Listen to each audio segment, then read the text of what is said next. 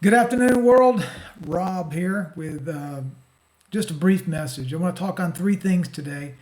It's Saturday afternoon, January the 30th.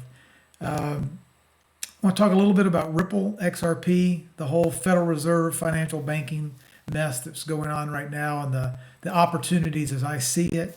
1776 report, the commission report that was dropped just this month, and why I think it's brilliant. I'm going to make a link to it so everyone can have access to it, but I really want to bring it to your attention to take a look at where it fits in the overall puzzle. And then lastly, just a book I think that ties all of this story, this narrative, this movie that we're living through right now. This book will begin to tie it all together and bring us some clarity. But first, President Trump, Mission One. When he came down the escalator in Trump Tower with Melania, President Trump had one mission, and that was to destroy the central bank, decapitate the Federal Reserve, and get rid of the source of our imprisonment, the source of our debt slavery, the control and the manipulation that has long cast its spell around this world. And it was no small task.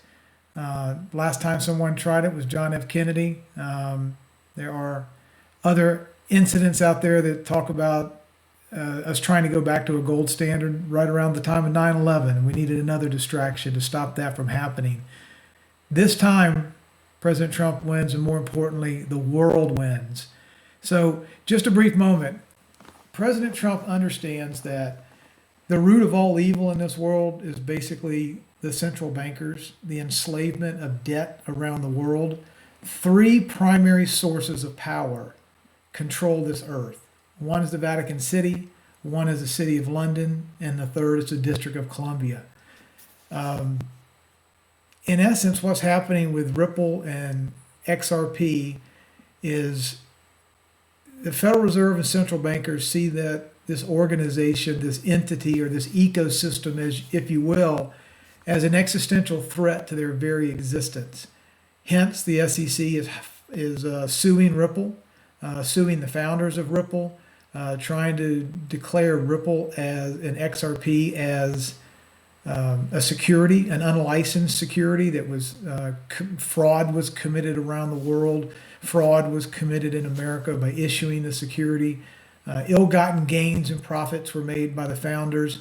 The federal government, through the auspices of the SEC, the Securities and Exchange Commission, are trying to impeach Ripple and XRP, not because they've done anything wrong, but because of what they represent and the threat they represent to the central banking model.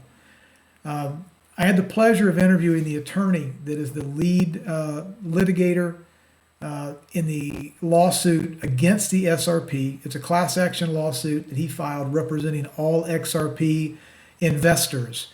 It's on my Rumble site. If you'd like to go look at it, John Deaton is a great man, former Marine, really sharp lawyer, attorney. And I think it's really it's about a 10-minute video at most, but it's really worth hearing exactly how he's going after the Securities and Exchange Commission and why their lawsuit is utterly bogus. It has no legs to stand on. Secondly, the 1776 report. The president and his team produced the 1776 advisory report and dropped it this month. Of course, Joe Biden and his team and the media have trashed it. They've called it worthless. It is a brilliant document, and the reason it's brilliant is it's the roadmap for how we as a nation can transition from a corporation, the United States Corporation of America, and go back to an organic republic. The very organic republic that our founding fathers envisioned, the one that they created, and the one that has been the greatest ideal for a constitution in the history of the world. I want to talk a little bit about where we are in the chaos, the seeming chaos, and what's playing out right now. Right up until the time of the Civil War and just after the Civil War, America was completely bankrupt. We were decimated. We had deaths in the millions. Our country was out of gold, out of money, out of hope. And that's when the jackals came. That's when the central bankers needed to, they saw an opportunity to pounce, and they pounced. They were able to purchase, if you will, the entire United States. They did that through the mechanism of the Banking Act of 1871. It's a matter of historical record. You can look it up. And in 1871 was the year that the Constitution died. It was the year the organic republic of the United States died, and we became a corporation. The corporation was headquartered in the 10 by 10 square mile District of Columbia. And from that point forward, the employees of the District of Columbia, which is foreign-owned soil, if you do not know that, just like an embassy of the United States placed in Italy is actually property of the United States. It's soil of the United States, and those in that embassy have to be treated as if they are in the United States when they're at the embassy in a foreign country. The same rules apply to the City of London employees when they're doing their work in the District of Columbia, non-U.S. territory. Think about that for a moment. Our history books don't teach us that. Here we are voting for representatives in our various states and sending them to foreign soil to represent a corporation that does not have as its charter our organic constitution that was written in 1776. They are operating under the corporation rules of the Corporation of the United States, funded by the Vatican and funded by and operating out of the City of London. And the District of Columbia territory has been there not to serve us, but to lord over us. Extremely important to understand. Since that time, we've been given illegally and against our organic constitution a central bank, a Federal Reserve System, an IRS, an income tax, and a tremendous amount of taxation without representation to send our money and our treasure and our work around the world for purposes other than the United States of America. Donald Trump has been trying to untangle that. The team that recruited Donald Trump into the presidency is trying to untangle that. We are untangling that. And going back to Ripple, understand that Ripple and XRP and digital currencies and central bank digital currencies, cryptocurrencies, this is the replacement for the Federal Reserve banking system. This is the fair and level playing field minus currency manipulation that Donald Trump has long wished for and long spoke about. 30 years of history. Go back and watch Donald Trump on interview after interview. He's often complained about China's currency manipulation, how the United States has been taken advantage of, how we've been beaten up with the most terrible trade deals around the world. This system that has been put into place is savagely being attacked and resisted by the deep state, by the swamp, by the central bankers, the Federal Reserves, the Rothschilds, if you will. Ask yourself for a moment, how do the Rothschilds, a single family, accumulate a net worth of more than $750 trillion? $750 trillion to the Rothschilds. And we don't bat an eye. And our history books don't tell us about it. And our media doesn't celebrate how brilliant and smart and entrepreneurial and what great value these people bring to the world. They don't do it because they don't want us to know. The bottom line is we've been operating as a corporation. I love this saying I read earlier this week that says, we are all living in a tax farm as free-range humans. It's funny, but it's sad because there's way too much truth to the matter. Think of Ripple as a global blockchain system that allows any form of value, any currency, to travel from any location to any location in under 3 seconds with no taxation, with no, virtually no fees, total security, no currency exchange rates on the front end or the back end, totally secure, and it doesn't require the Federal Reserve to be involved at all. There's no loss, there's no 6-day holding period, there's no mother may I. The system is open 24/7, 365, 7 days a week. I mean, think about the opportunity to have an internet of value that can move anything from point to point around the world. And think of XRP, the token, as a hypersonic transportation jet that can fly around this air traffic control system, RippleNet, this open source, blockchain-based infrastructure, this highway system that connects the world to the world. And you can put a German mark on one end and it can fly across the country in 3 seconds and land in United States as a US dollar, or any currency or any value or any token or any digital asset can transport itself around the world, safe, free, secure, inexpensive, in seconds, with no central banking involved. Think about how that can revolutionize our world. I'm going to put down below here in the video some information that you can go look at ripple.com.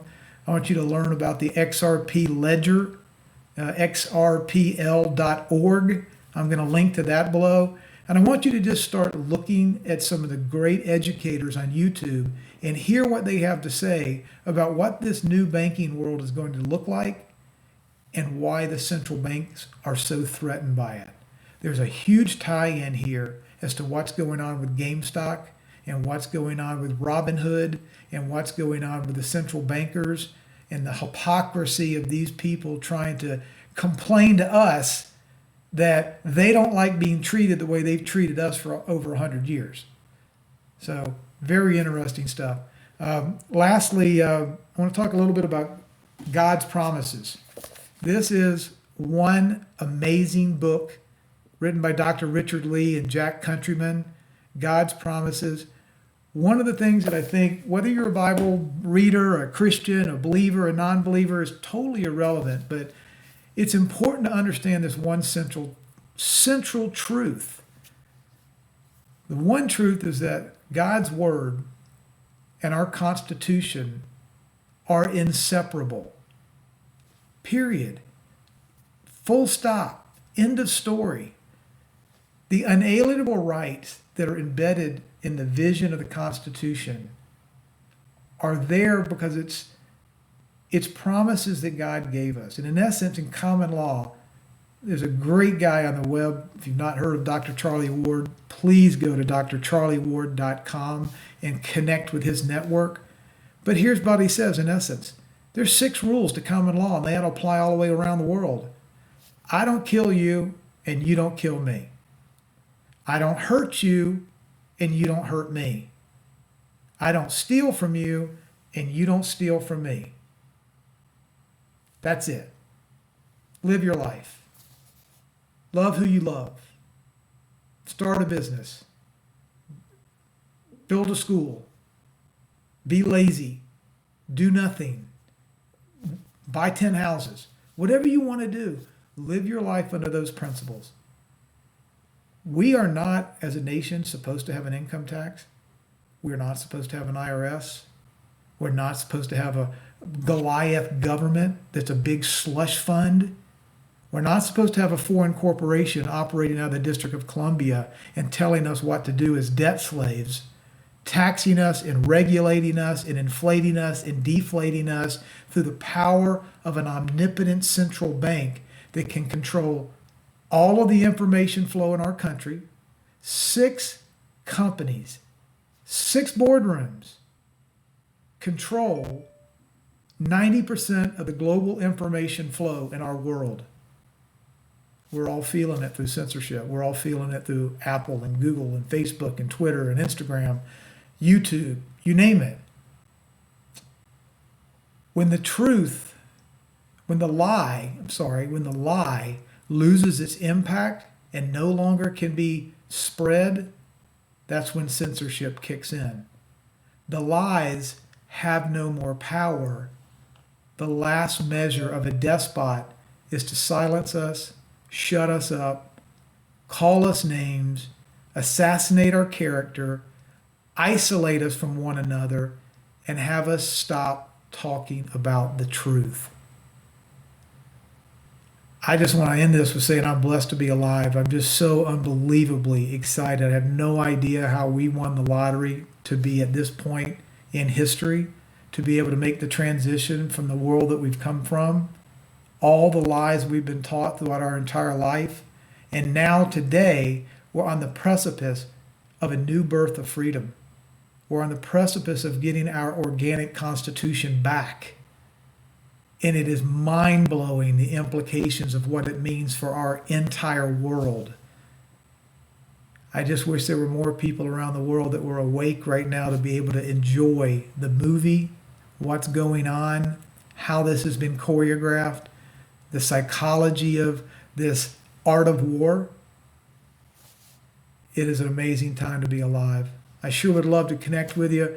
I've got my other social media sites down here below. I'm on Rumble and I'm on Gab. If you like this video, please share it. Like I said, I'll link a lot of the things I talked about in this video down below. Thank you so much. God bless you and God bless America.